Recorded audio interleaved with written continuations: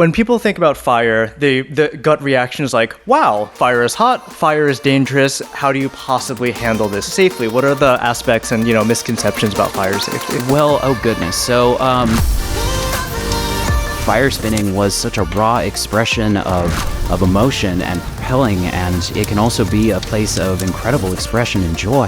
And what I really, really enjoyed about it was the sense of timelessness that came with it, especially when you were in the thrum of an event, and it became a very flexible and creative space for me, and I really enjoyed that. Hello friends, some quick announcements. You might notice that the last 12 minutes of this episode sounds a little bit different than the rest of it. It's because my dogs managed to unplug the microphones and I did not notice. So I did my best to recover the audio from other audio sources, but if it sounds different, that's why. In other news, I am actively looking for guests to come on the show, so if you have a creative passion and would love to speak to it, you can find the intake form to the podcast in the description box down below. And without further ado, Drew Hearthfire. So, Drew Hearthfire, you were working at a fire station, and you were also an EMT, or first responder.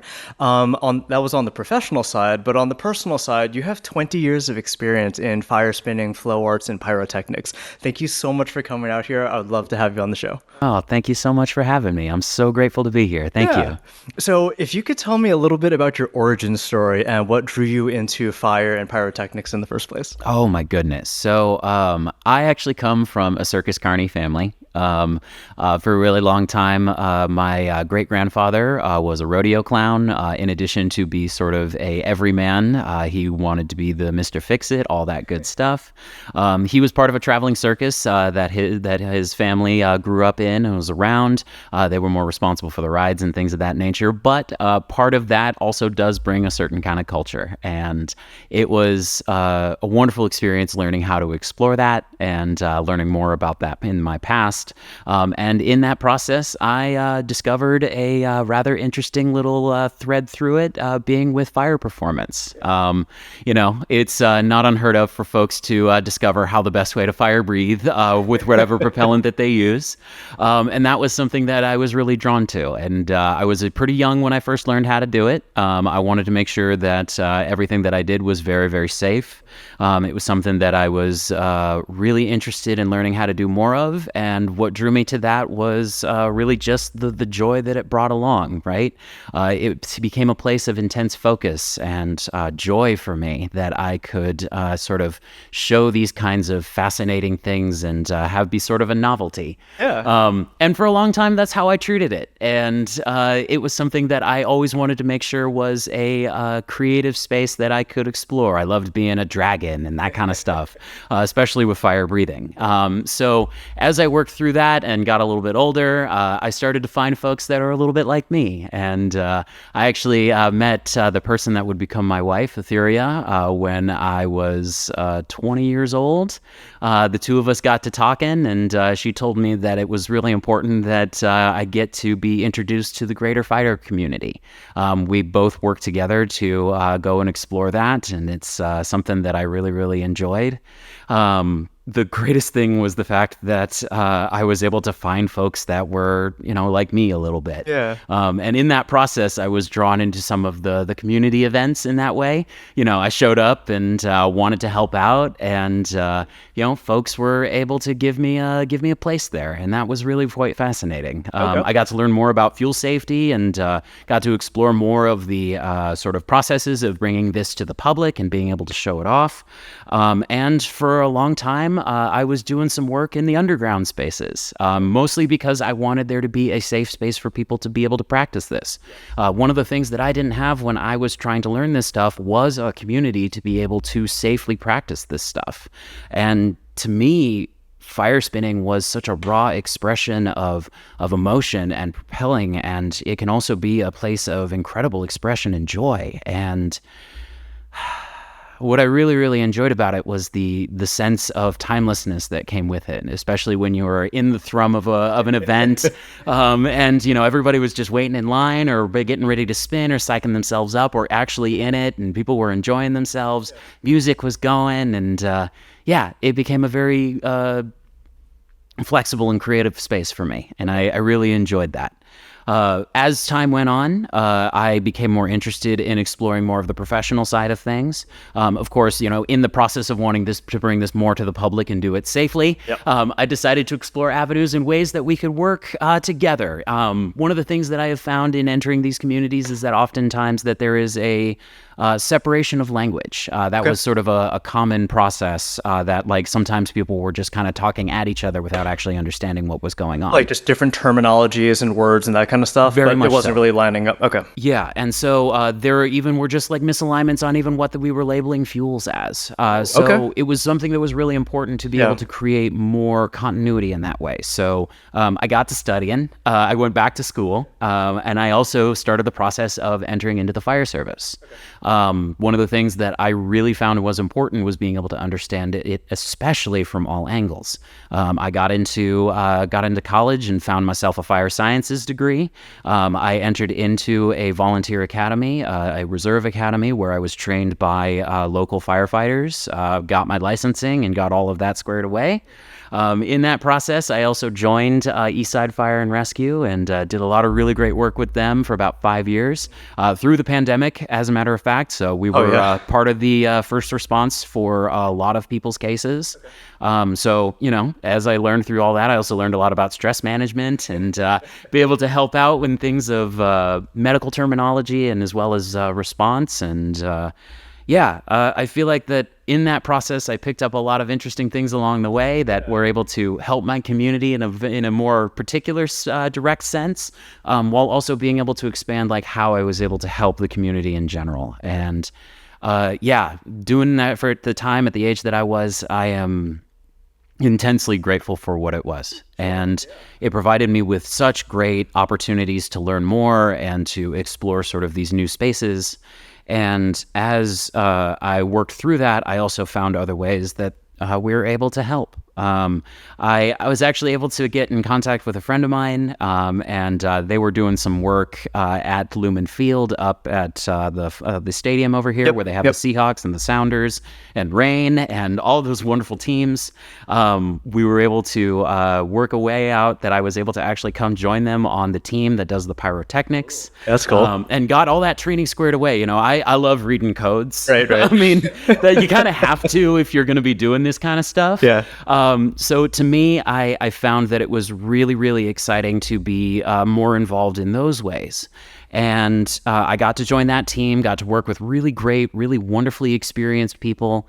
And they were able to show me another side of fire that I just wasn't able to explore more directly. In that time, I was able to sort of enjoy other things, be able to go out to events where they had pyrotechnics and fire spinning and things of that nature. And that was very much a lot of our experience up until that point.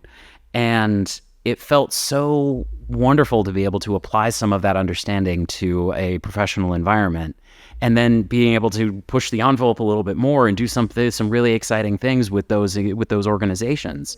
And as such, it's been such a wonderful experience to be able to express that in all of those different ways. And, as I've transitioned away from the fire department and started working in more of the fundraising side for the paramedics and for Medic One, I felt that it was really important to still maintain that. And I feel really fortunate to have worked with local nonprofits to be able to help facilitate other events and things of that nature that were in sort of that same safe environments that we were trying to create back in the day, which is a weird thing to say anymore. Being able to facilitate those was really just a wonderful space to be able to explore as well. I wouldn't trade anything for it. Okay, that's amazing. It sounds like you've had such a wide and varied career so far. So you really got your hands in all kinds of stuff. That's awesome.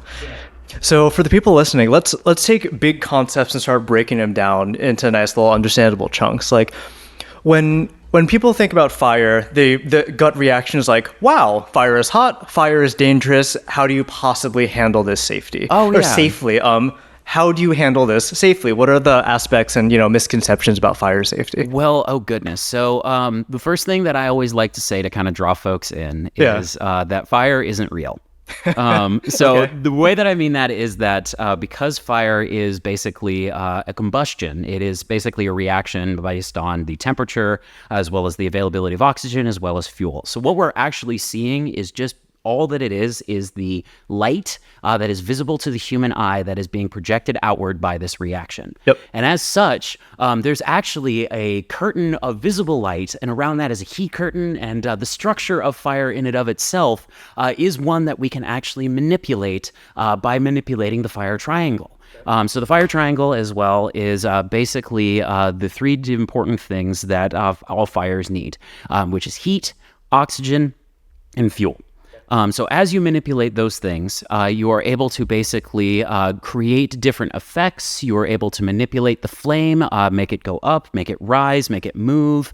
And you can also do things with like manipulating the positioning of that fuel. So it could be, something that is burning on a wick. It could be a piece of flaming charcoal. Okay. In general as well, though, it is usually just the combustion that is being manipulated. Oftentimes, what I like to emphasize to folks is getting familiar and getting comfortable around it. When I have trained people in the past, the things that I've always wanted to do is make sure that you are comfortable with getting close to it. Right. And also to observe the basic safety parameters, right?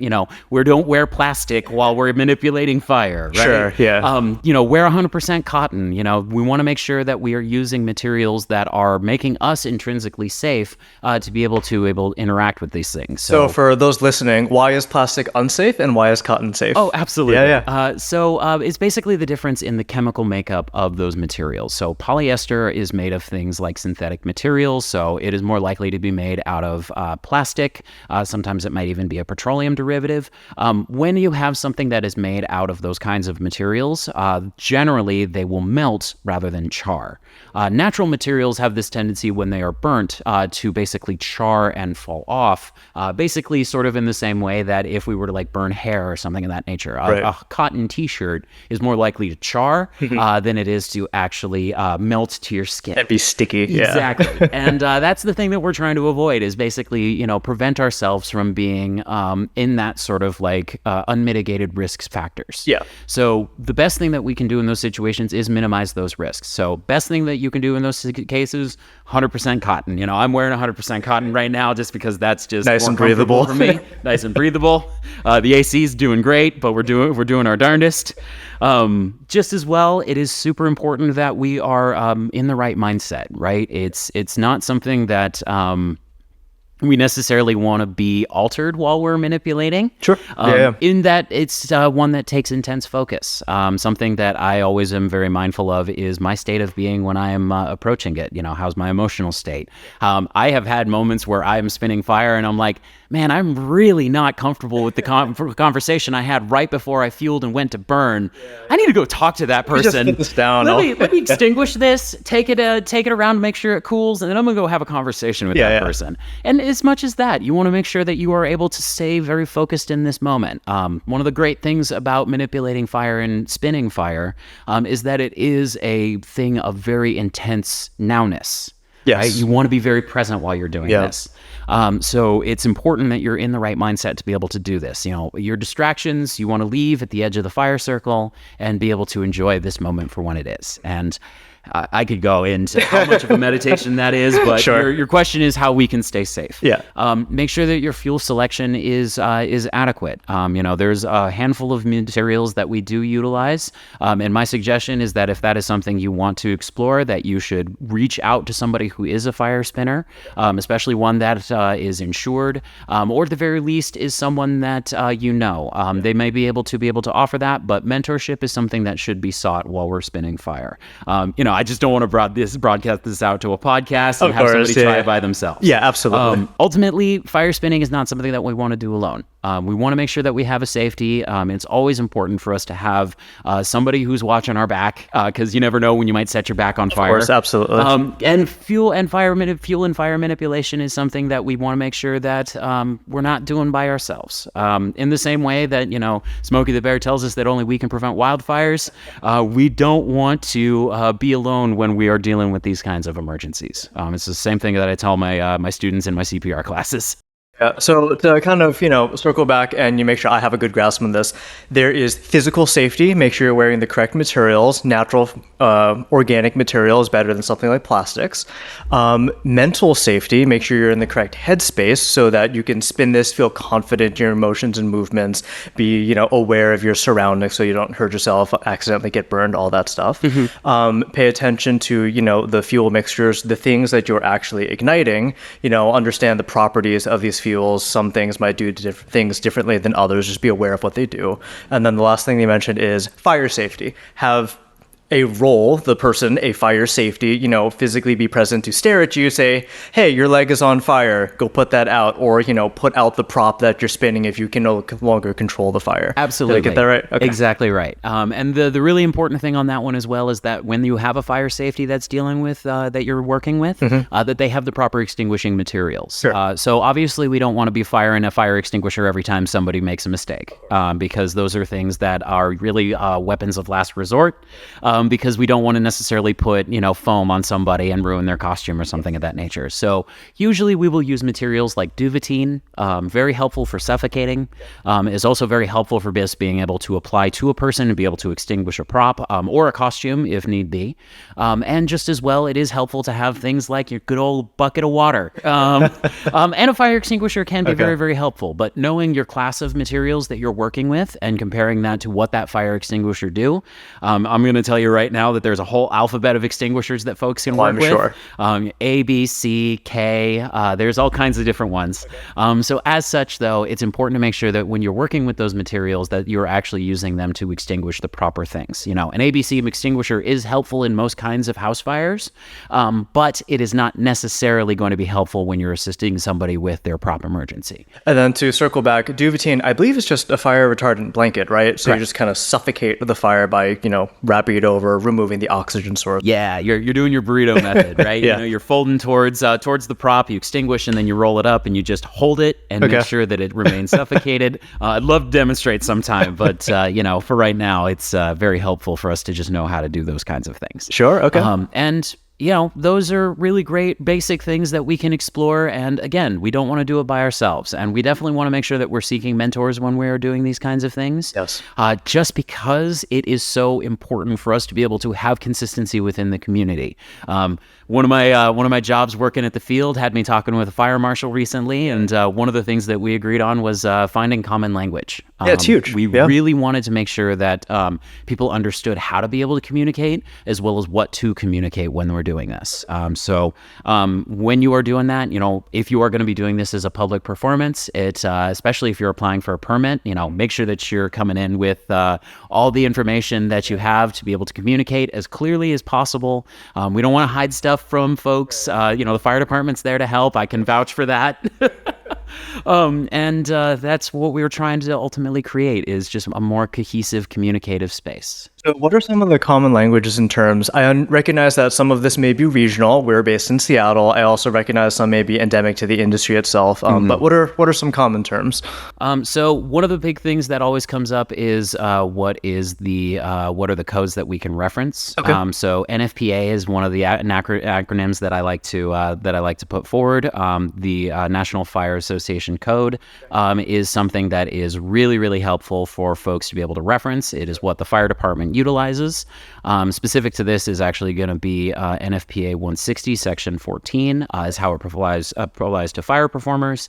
But that's like one of those acronyms that are very helpful. Okay. HJ is another common one, which is authority having jurisdiction. It's referenced in a lot of codes as being basically the person that is in charge for that region. So oftentimes they will assign a lot of that authority to the person that is, having authority in that space. So that could be a marshal, that could be a fire chief, it could be whatever that is in particular. But there are definitely some paces that we do explore. We want to make sure that we are keeping consistent language. The kinds of materials that we utilize. Wicking is oftentimes just regular old Kevlar wicking. They are developing kinds that don't have fiberglass in them, so they're a little bit safer for us to handle. Sure. But again, though, it is really great to see that that is getting a lot more consistent. We want to make sure that we're using our proper materials. Yes. And just as well that we have our appropriate safety gear. Duvet HJ is another term for duvetine. Little shorthand. Little shorthands. There are also references to the kinds of safety materials that are used. Oftentimes, a double bucket system is one that is referenced, being that we are just basically keeping materials stored in at least 2 layers of safety. Okay. Some people will also refer to that as a fuel cabinet or a fire cabinet, and finding those kinds of spaces to be able to address safety equipment is something that can be really, really helpful. So a double bucket example would be you have a giant container that all of the smaller fuel containers are put in. So when you go fuel up your prop, it doesn't just spill all over the floor. There's a secondary container to contain all of this other stuff. Correct. Yeah, and that can be approved by your AHJ. There I go. I'm going to start using that language now. But if that is approved by your AHJ, we want to make sure that you're being as communicative as possible. Again, don't hide stuff from folks. We're trying to make sure that this is safe, and if they're willing to give you a permit, they're probably willing to show up to the show. Yes, of course. So I would say that it's really important that we are just as clear as possible. We got our safety data sheets, and we keep all of that information. Oh, SDS is another one that does come up. Safety data sheets. Okay. Those are really, really important to be able to reference, especially when you need to explain to them what kind of materials that you're using. Okay. If you come at them looking like you know what you're doing, generally you've done enough to make sure you know what you're doing. Yeah, exactly. Okay. So to me, I just want to make sure that we are creating those conducive environments so it's easier for us to communicate that stuff. One of the unfortunate side effects of being in the business that I'm in means that we get to see some stuff when it does go wrong. Sure. And so I don't want that to happen to anybody in my community, and I especially don't want to have it happen to anybody that's not necessarily found that community just yet. Yes. So that's an ounce really of prevention is worth a pound of cure. Every time, and I can personally vouch for that. Yeah. Oof. So what is the process to kind of, get approved to go fire spin somewhere? I recognize that there are regional differences, city codes are different than town codes. So where you are, your mileage may vary. Yeah. But what's the general process like? So oftentimes what it helps is to consult with your local fire department. Yeah. Send them an email, ask them some questions. Sometimes they may not have the correct, not correct. Sometimes they may have different information depending on what their particulars are. Maybe they've had encounters with fire spinners in the past and they've decided to have some city codes. Maybe they do have a permitting process like it does in Seattle. In Chicago, they actually have a very direct relationship with their fire spinners. The jam out there has really created a lot of great places. The Chicago burn is absolutely fantastic. Okay. But they've also been able to create a lot of headway because that is something that their city supports. Sure. So as such, your mileage may vary, as I'm sure we've said, but it is really, really helpful to know your codes and make sure that you have insurance. Those are the two really important things. That does show that at least that you are serious about the liability if it does occur, because that's usually what a lot of fire departments are going to be thinking about when they are faced with these kinds of questions. Who's going to be responsible? Who is going to be backing that responsibility? Because it might be very different things. Yes. And as well, just making sure that the people that they're working with have their ducks in a row. It's really, really, really important that we are resources for folks, because if they have questions, we want to be able to answer those questions for them. And sometimes it does require a little bit of hand-holding on both sides. Right. But I do know that it is something that is worth it every single time. When we do make it happen. Yeah. And it's also something that we need to make sure that we are following through on to the best of our ability and as honestly as we can. Sometimes there may be snafus that may occur that might result in the events needing to be not necessarily put on in the same format, or we may need to make changes. And just being flexible to that is, just the general advice that I always offer. It's going to be weird. There isn't a whole lot of codification when it comes to these kinds of events. Right. Yeah. Very, very helpful to make sure that you just do your research in the apps, in the spaces that you do. If they have a process, follow it. Or maybe you're the first person to make this kind of interest in that particular area. I would highly recommend exploring that. Identify spaces that are very, very helpful to facilitate those kinds of spaces. Skate parks, large concrete spaces that you are able to be able to have large areas. Non-flammable environments. That's really helpful. Some places are also completely fine with having it being in a pastoral area. I mean, just recently, there were events that were held in the grassy areas at parks. Again, it's all about sort of the mitigation and the kind of risk, and that is something that can be explored with the fire departments local to your area. There are resources. It's really great. Because I imagine, if you're taking up fire spinning as a hobby, you're probably going to do it more than once. So you want to establish that relationship, that rapport. You want to understand, these codes and the concepts. This way you can have a nice open dialogue with the local fire department. You don't have to hide and slink around to go do things below board. So it's nice to just kind of be transparent and open, build that relationship, and then you can continue to do the safety and with, official backing. Exactly. And if you're going to do that in the public, absolutely. In a private space, you want to make sure that you're being as directly safe as possible. We don't want to be on any low-hanging trees, or maybe spinning in grass that's up to our waist or something of that nature. But in a private space, it is of course up to the individual that decides how they would like to explore that. My recommendation is always just making sure you don't do it by yourself. And if you are going to be doing it in public, definitely explore how the best options are to do that in your local area. There might even be a local jam that you didn't know about that they might direct you to. Sure. So you just never know, and it's definitely something I recommend exploring as soon as you can. Okay. Yeah. So you spoke a lot about the professional side of, fire spinning and all that stuff. Let's go to the performance side. What does it mean to be a fire performer to you? Oh, goodness. It's a very raw expression of who I am as a person. To me, I feel like that I've been always very elements-based. I've always been the kind of person that would like to try to find ways to integrate all of the elements into what I do on a regular basis, on a daily basis, if I can at all. Sure. I'm the same kind of person that likes to go hunting for hot springs. A little bit of earth, fire, wind, and water, very helpful in that.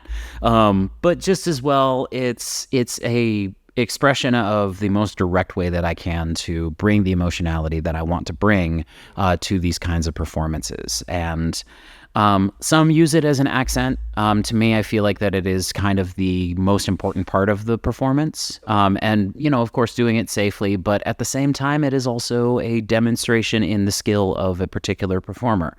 I love to spin my dragon staff. I feel like it's a great way for me to be able to have that kind of relationship with fire that I really need to have. It's something that I can bring close or to push it away.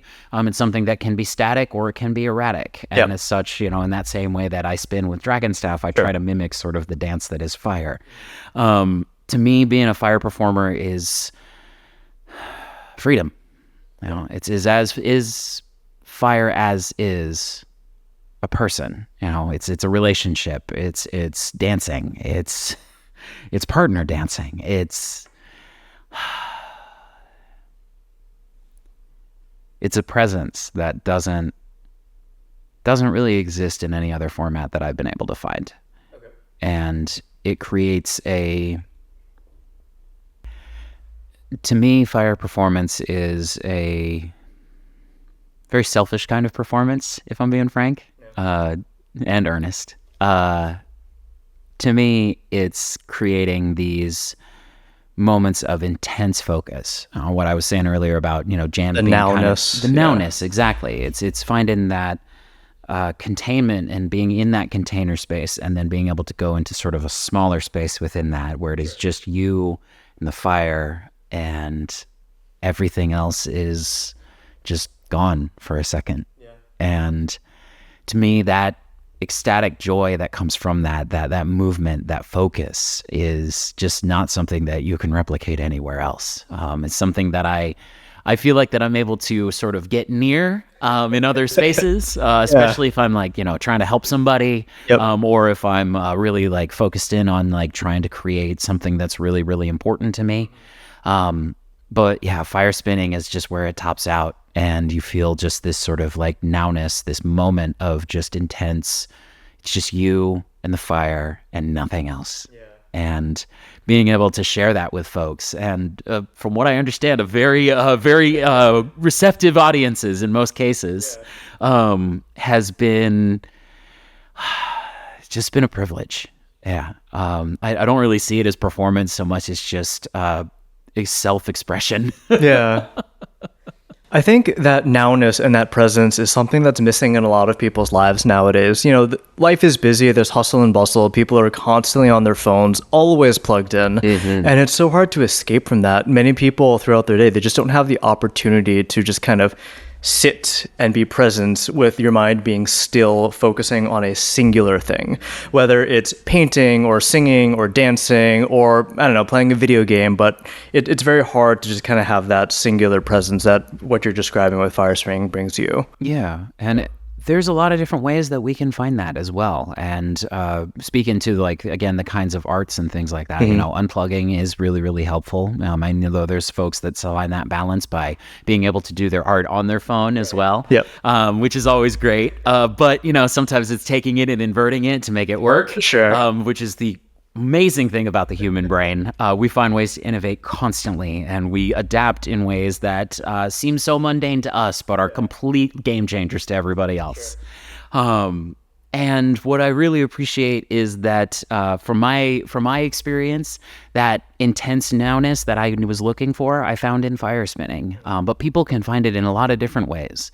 One that I found that was very, very close is in storytelling. Again, being a performer, it feels very good to be able to still have that kind of collective effervescence. I played Dungeons and Dragons quite a bit, as you can probably tell. Weird, crazy. Right? Yeah, it seems like a thing. And it creates these opportunities to tell stories, right? And I think that it is intensely human to want to be storytellers in any format, right? I mean, I don't want to necessarily barrel the lens right now, but that's really what we're trying to do, is tell a story. And if you can have that very innate human thing be created and supported and found in a way that feels settled, right? It's finding that audience, that person that resonates with your experience, that sees something in that and goes, oh, that's me. And I think that, you know, given how we sort of experience all of the world and how our mirror neurons work, we sort of just seek that intensely all the time. A lot of folks do find that in, you know, their phones and social media and making those kinds of connections. Sometimes it is parroted back at us, unfortunately, by the algorithm. But it does also find intense connectivity. I'm intensely grateful for the relationships that I have created through my very silly phone. And it means that I've also been able to strengthen some, and in other cases have been able to facilitate interesting and incredible experiences. And I never want to stop learning. I never want to stop absorbing more of the way in which things work and figure out how they can work differently. Right? Curiosity, right? Exactly. That's what always took me through, is it's like, cool, well, I don't understand this, so I'm going to go find out. I don't know what's out there, but I'm going to find out. And that's what led me to finding the courage to be able to just at least try to do something differently. You know, the position that I was in, fortunately, granted me a space to be able to explore and to find things that were interesting to me. And once I took away this idea of needing to have it make sense to other people, I found that it was much more freeing for me to just go and do the thing that I wanted to do. And that has definitely gotten me into trouble sometimes. But more often than not, it is also helpful to be able to go back and say, hey, this is something that I want to try to do differently. And maybe we can find different ways to do that. How best can we work together to make that work? And absolutely. Ultimately, that's the joy of collaboration, right? No, absolutely. So for the common person, what are some things about fire spinning that, you know, are present but people don't really think about? The first one that comes to me is the sound. The very first time I spun fire, it was so loud. Just the whooshing and the roar of the flames, and as you wave it around, it's just, I don't know, it's just overwhelmingly loud. It's not something you really think about. You think of the heat, you think of the danger, you think of it being hot, you never think of the sound. Do you have any examples? Yes, I do. For me, it's the smell. Oh, okay, It's a yeah. scent to me that is completely unique. Fire has sort of like releases all sort of the different kinds of materials that it burns with. To me, I think that there are definitely very distinct kinds of things. Yeah. In the fire service, we actually are taught how to read smoke. Such that Nice. we're not necessarily opening our masks and trying to get a whiff of what's Right. going Yeah, in there. And yeah. it's like, that smells like garbage. That's a nice Coleman white gas you got there. Oh my God. Yeah, and Yeah. no, but we are taught to like understand smoke and to understand how different things burn, Okay. and finding that distinction is using all of your senses to be able to absorb that. Yeah, Sure. a lot of people definitely resonate with the whoosh, and Dragon Staff is definitely one Very that facilitates. whooshy. It's very whooshy, and it's one that you feel power with, right? It's a resonance, right? It's the same kind of like that pulse that you feel inside of your head, right? You get that like pulsation in your Yeah. ears, and it's got that same kind of like whoosh. It's like your heartbeat, right? Yeah. And in that same resonance, same as the smell, it feels like action, right? It smells like moving forward. It is the act of a thing being undone and its energy being released. Fire is what is happening in the stars all the time, right? And we get to have that little condensed experience, and whatever it is reacting with, whatever it is sort of facilitating, it is creating something different. And you can use fire in all kinds of different ways. And being able to utilize it in this specific way is feeling like a very delightfully personal and wonderful experience. That is also one that I love to share with others. So speaking of personal experiences, you mentioned your dragon staff a lot. Yes. What about dragon staff made you gravitate towards it so much versus the other props like regular staff or poi or swords or One, I was absolutely admired the folks that were spinning it in my general areas when I was deciding what kind of prop I wanted to play with. Sure.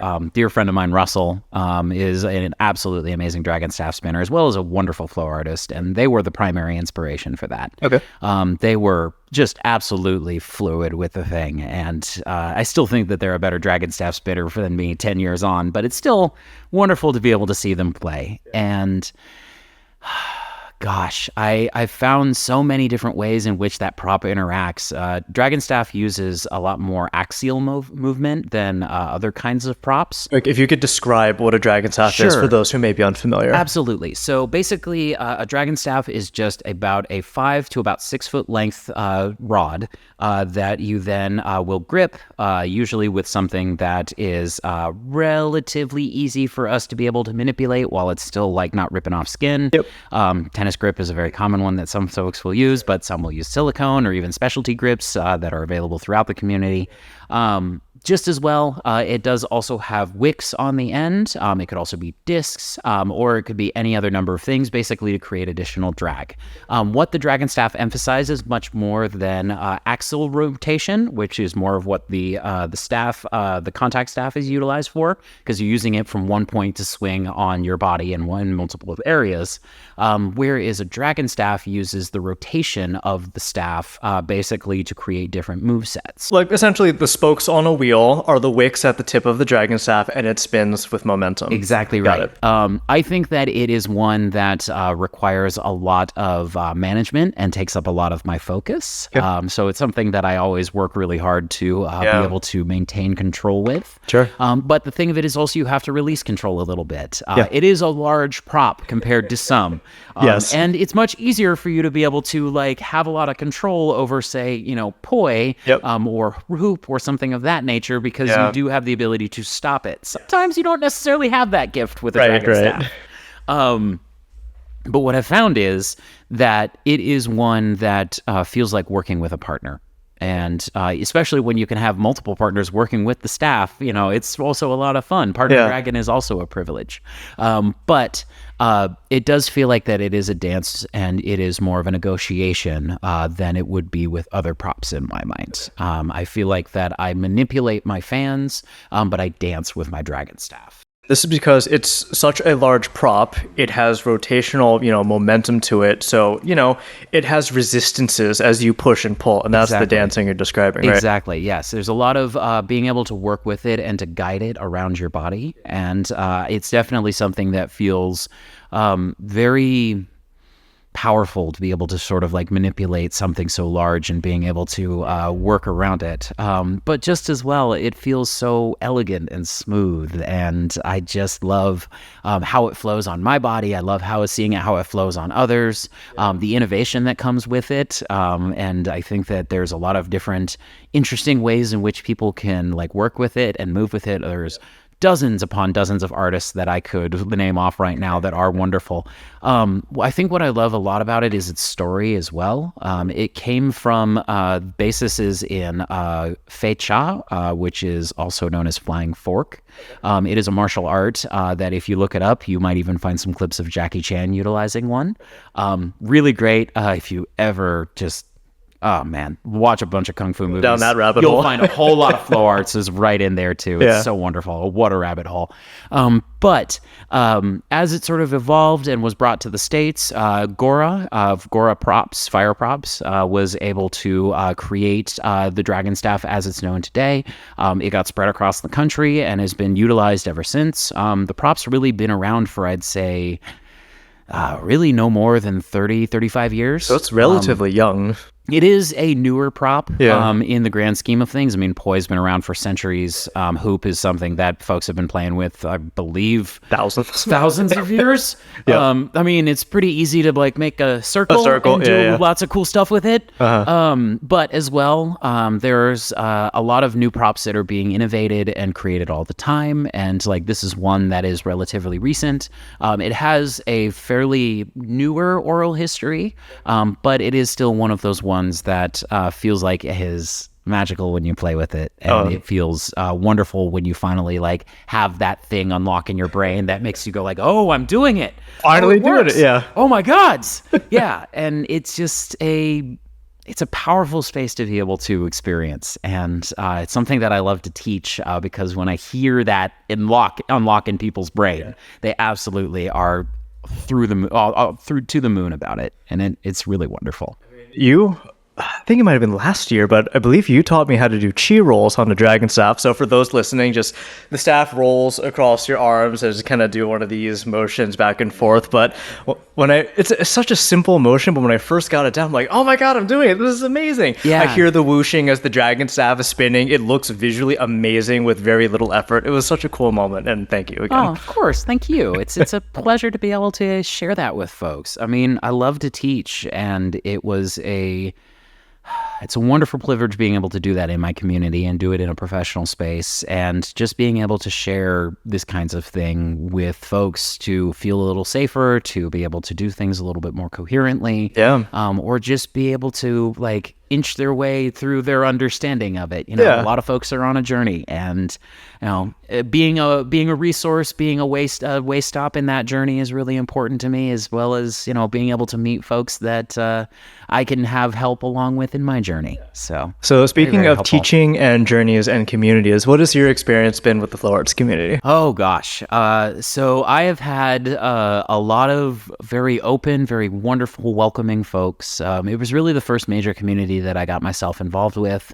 I didn't really recognize like how large it really was until I got to see like some of the larger scenes. Sure.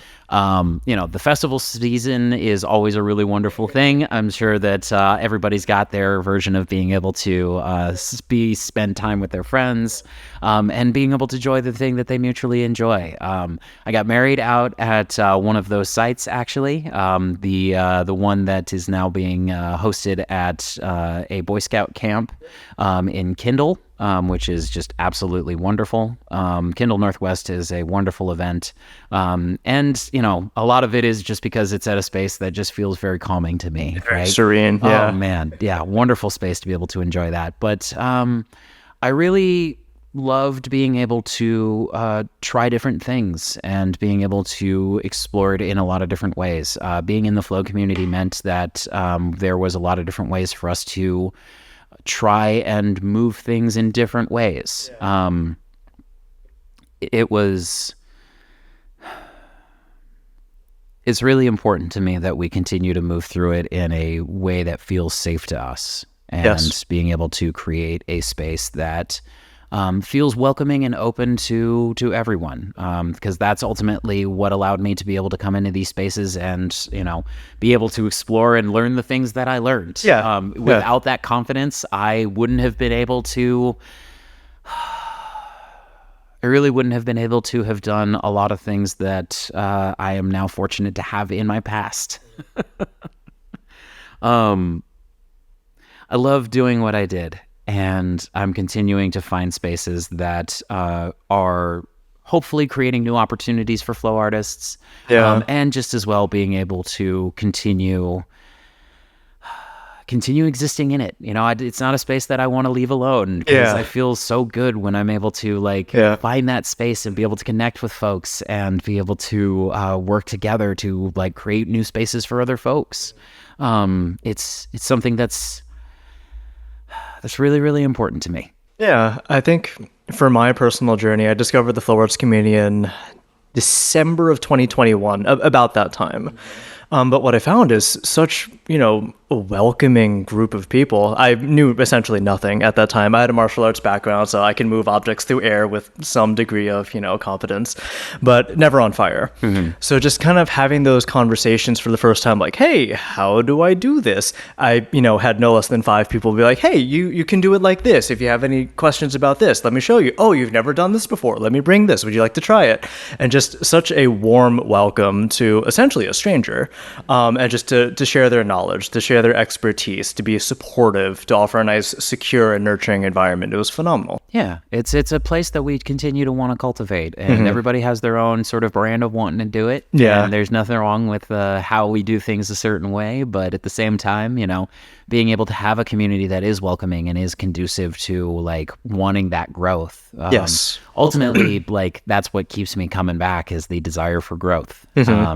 I strive to continue to work to make things better for those that come after me, and to try to create new opportunities for those.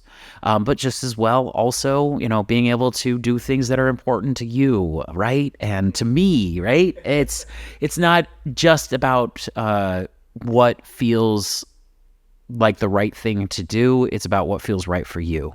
And there are some things that we aren't necessarily able to help each other with, but I do know that there are ways that we can, find that direction, put you on your way, or find that person that can mentor you through that space. And if we just continue that same attitude, if you continue that space, you keep offering in the same way it's been offered to you, it's so easy to keep that cycle going. And it's all that I've ever really wanted to offer to folks, is just a space for them to feel safe to be able to find it. And if you can find that in any community, that's really goldmine right there, right? Yeah. Something that you can, grow and, learn more about yourself, and as well as learn about the ways in which you can help other people, right? That's all that really community is about, right? Like you mentioned at the very beginning of this podcast, it's so important to find the others, find people like you, similar core values, similar interests. I'm not going to be able to actually find the quote for this, but I was recently told that, one of the largest predictors of someone's lifespan and their health, people think exercise and they think diet, they think, money and finances, all of these things hold true. But the thing that resounds higher than all of those is how many close connected relationships you have. Yeah. So huge, absolutely huge. Yeah, the connectivity that you have in your life is directly correlated to how long of a life you live. And, it's important to have those relationships, to develop new relationships, as well as solidify and quantify those older relationships, because again, if you're constantly making new friends, but you're not maintaining those relationships, those are also things that can be very detrimental to your health, right? Where did all of my friends go, The depth of relationships that are super important, more so than the number. Yeah, exactly. And we can continue to build those spaces, and it's so helpful to be able to say hey, these are the places that I have seen us grow, these are the ways that I want us to evolve, and these are the ways that I want things to change, and how best can we work together to find that. And having that rapport, building those spaces with other people is it's the really only way we get anything done, right? Definitely true. Yeah, the only way we work together. Exactly. So, transitioning from community to more of you as an individual, Oh, what yeah. are some of the things that you want to do and accomplish over the next, I don't know, let's say 5 years as a performer, as an Oh, individual? As a performer, I would love to be able to start facilitating more opportunities for more performers to get started. Okay. I Yeah. really want to create more spaces for folks to feel safe to be able to explore fire arts, especially, but also flow arts. I want to be able to facilitate those opportunities for folks in the same way that I was given those opportunities. I've been doing this for coming up on 10 years now, actually. This will be my 10th year that I've been in community. I've been in this community as regularly as I have been. 2014 has feels like yesterday. But at the same time, it feels like 10 years ago. Yes. Yeah, right. And at that same time is that I feel like that as that time has shifted, I've seen things that I want things to be different. Yeah. I have seen things that have been really successful and those have felt really good. Yeah. And I want to try to marry those two and try to see if I can get some of those things I want to have change happen with the things that felt really good in the process. That's something that I want to see if I can accomplish more of, provide that space for other folks to be able to enjoy. Professionally, I would love to be able to continue to work with the fire departments that I am, already have some really good ties with, and be able to explore more opportunities to facilitate more spaces for folks to feel safe, identify spaces that people can practice this art, and even facilitate opportunities more often. To me, it's all about building that community and building that space, in the same way that, we were trying to build skate parks to make sure that people weren't being unsafe in the world, right? My wife always keeps telling me, I want a fire park. I want a space for it. Right? Yes. Sky's the limit on that one. But at the same time, being able to create a space where people can safely explore this art is something that I would love to see as a permanent fixture within my community. Sure. It's something that we're kind of, using as an ancillary for other things. It's harder for us to be able to. Goodness. It's harder for us to identify a space that is entirely ours when we're always trying to use somebody else's parking lot. So as such, that is definitely something that I would love to see moving forward as a performer, and really feel like that we're creating, more spaces for folks to be able to be safe. Looking towards the future, I would love to see just circus thrive in all of its different formats, and just as well fire arts become more of a understood and safe thing to be able to practice for folks. And we're doing a really good job now trying to facilitate those spaces. There's definitely still some work that needs to be done, and conversations needed to be had, but every time that we, try to take that inch and we just keep working at it, I could spend 20 years doing this. Apparently I've already spent 10 of them, so what's another 10? Exactly. So to me, I think that I would love to just leave this world better than I found it, and make it a more communicative, a more conducive place for folks to exist. And as well, try to continue facilitating spaces to feel seen, to feel as way as I felt. And hopefully, with a little luck, we'll be able to have that in our lifetime. Okay. So just to, recap, just to make sure I have a good understanding, a lot of it, let me take a step back. Are you familiar with the concept of third spaces? Third spaces, tell me about that. Yeah, so third spaces, as a concept, you have two immediate spaces that people think of. It is the home and the workplace, unless you work from home, then they're the same. But the third space is a place in the world that you can go to hang out. That third space to spend your time, an environment that typically you see the same amount of people, you cultivate a community there, something that's separate than home at work. So what you're really describing is, the need and desire for a third space for fire spinners, a dedicated location or an environment that they can go to, hang out there, spend time, cultivate community, practice their art, because if we're being honest, this isn't something that you can just easily kind of pick up like playing guitar or going roller skating, right? Not by yourself. Exactly. It's a little bit harder to do that. So if these facilities were to be set up for you and you can just kind of go, reduce that friction, then more people can have that accessibility to go practice and, pursue this art form. Yes, exactly. And then the other things that you mentioned were, education and teaching, mentorship, cultivating that community, make sure people feel safe, they have access to the resources that they need to get better at their craft. Yeah.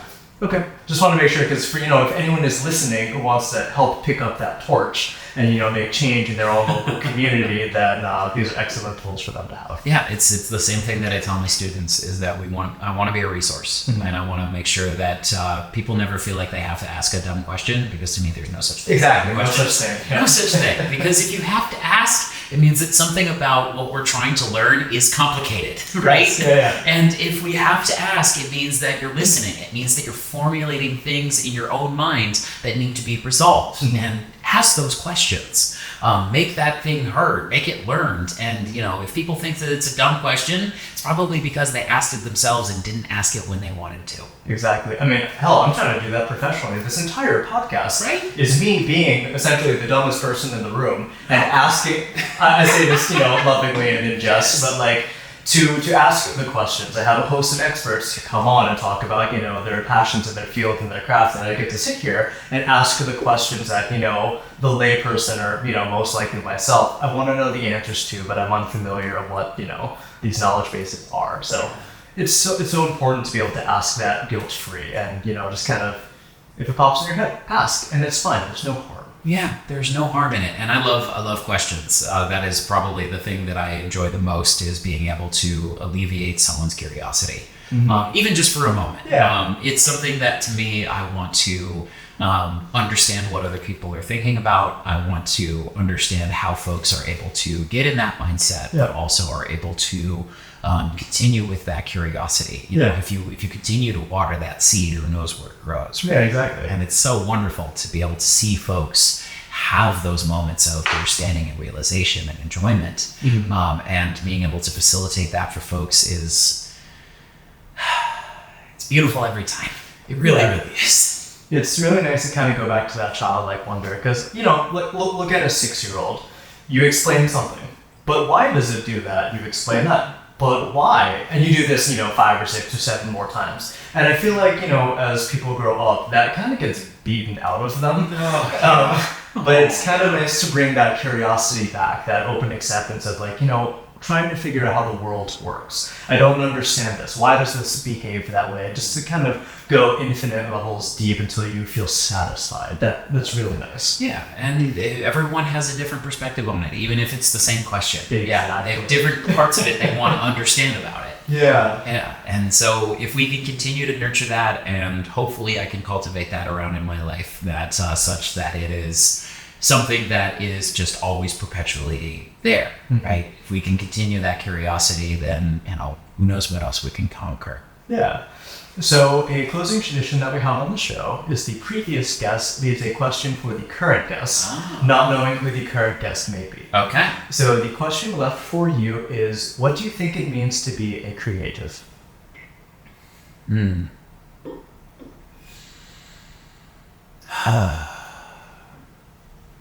I think that being a creative is about indulging that curiosity, right? It is about understanding, what can I do with the materials in front of me? What can I do with the things that I want to do? And how can I facilitate that in my lifetime? Yeah. Right?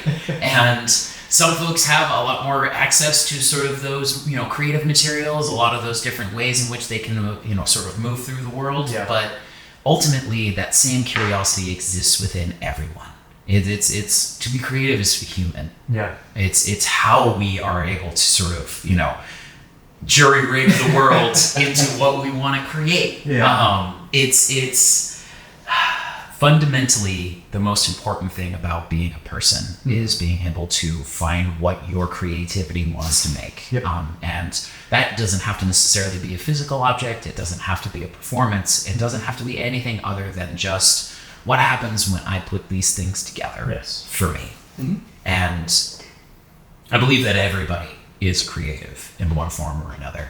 Even if you're just an accountant. Yes. If just is such an awful word to use for. But I know what you mean. Yeah. Never be reductive, right? Yeah. Even if you were just somebody who can just raise plants. If you are somebody that can just spin a dragon staff, which is me most of the time. Yeah.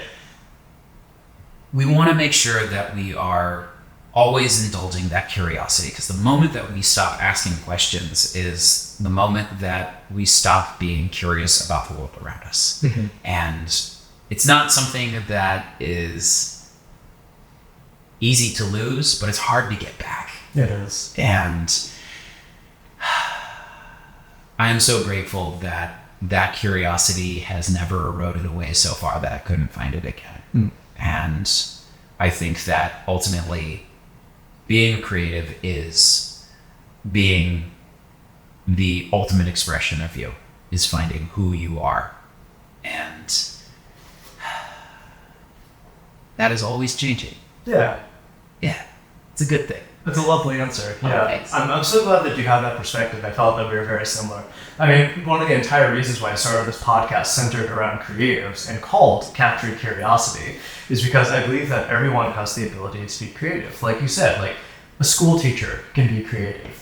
A dog sitter can be creative. A cashier can be creative. It's not just limited to the musicians, the artists, the painters, the dancers, or whatever. Creativity is a mindset, and it exists within everyone. Absolutely. And remaining that flexibility, finding that flow for you is ultimately a journey that can only be taken by you. And it's really grateful that I get to have that opportunity to share that with people. Yeah, absolutely. So here's the part where you get to share all your stuff. Where would you like to draw people's attention to, and where can people find you? Goodness gracious. So social media, you can find me on Instagram at Drewlyfire, DREWLIE_fire, FIRE. That's really where I do a lot of my sort of unhinged shit posting. But at the same time, I'm always one that you can reach out to at drewhearthfire@gmail.com. Wonderful that I love to have conversations with folks. Just as well, though, I'm also going to be focusing on creating a opportunity for artists to be able to express themselves down here in Bellevue or on the east side. Very excited about that, creating a show October 12th. There will be more information on that as time progresses. The Evergreen Flow Case is something that I'm really excited about. We got a grant funding for that, and we are really excited to be able to create a new opportunity for artists to be able to come and express themselves. So, really excited to be able to create all of that, and my hope is that it is successful so that we can try to do it again. Sure, that sounds lovely. Yeah. Well, Drew, thank you so much. It's been an absolute pleasure. We've been friends for a few years, and it's always nice to delve into these conversations just a little bit deeper. Yeah. So thank you so much. I really appreciate you being here. I appreciate you having me. Thank you so much. Of course. Cheers. Cheers.